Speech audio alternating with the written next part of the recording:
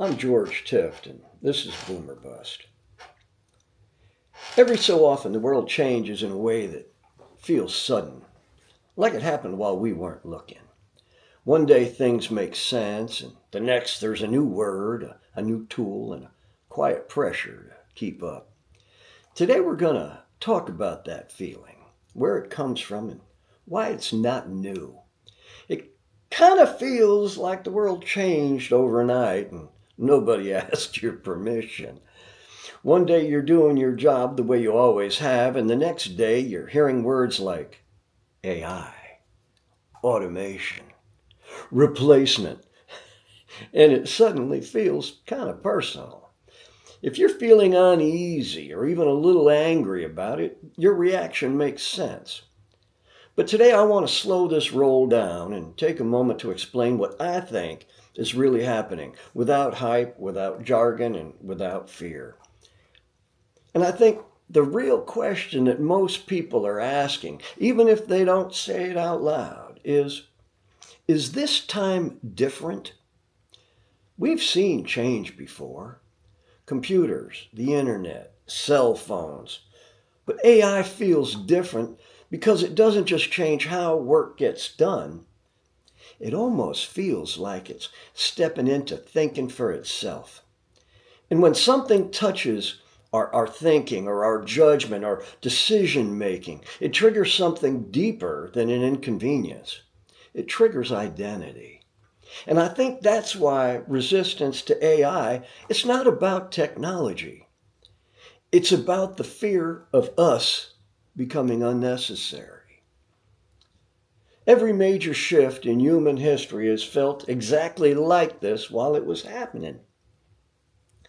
When horses were replaced by cars, people just didn't lose transportation. They lost entire industries, identities, and skills that had been passed down for generations. Blacksmiths resisted cars. Stable owners, well, they just made fun of them. Not because the cars were bad, but because the future didn't ask permission. Remember, fire was once considered too dangerous to trust inside your home. The idea of containing it in a furnace, well, that was just downright reckless. Yet fire didn't replace humans. It multiplied what humans could do. The same thing happened with communication. Smoke signals gave way to telegraphs. Telephones were seen as intrusive. Answering machines were just downright foolish. And cell phones were considered unnecessary toys. And every time, the people who resisted the change, they weren't foolish. They were just standing at the edge of unfamiliar ground. AI is not the first tool to arrive without asking permission.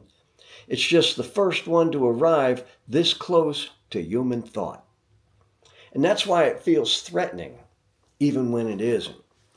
If you remember one thing, remember this. Tools don't replace people. They replace friction. Where people get into trouble, though, is at the extremes. Some people just reject AI completely, refusing to engage in it at all. Others hand over judgment too quickly and trust blindly. And both positions lead to a loss of control. The people who navigate change best are the ones who don't fight the tool, but they don't surrender to it either. They learn just enough to stay relevant with it. They use the tools to support their experience, not to replace it. And that's where this series is headed.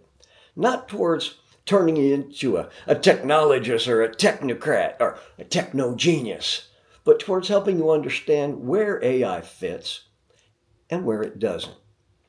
This isn't meant to be a classroom either. I want it to be a conversation. In the next episode, we'll look at a moment in history when people were absolutely certain a new tool would destroy their livelihoods and how that story actually turned out. And we don't need to rush. We just need to understand the direction of the road that we're standing on. Moments like this have happened before. In fact, they've happened every time a tool came along that changed how people worked, how they moved, how they lived. In the next episode, we're going to step back to a time when an entire way of life was built around one thing. And then overnight, something replaced it. And it's not because people were wrong, but because the future didn't ask permission, didn't ask permission, didn't ask permission, didn't ask permission. I'm George Tift, and this is BoomerBust. Y'all come back now, here.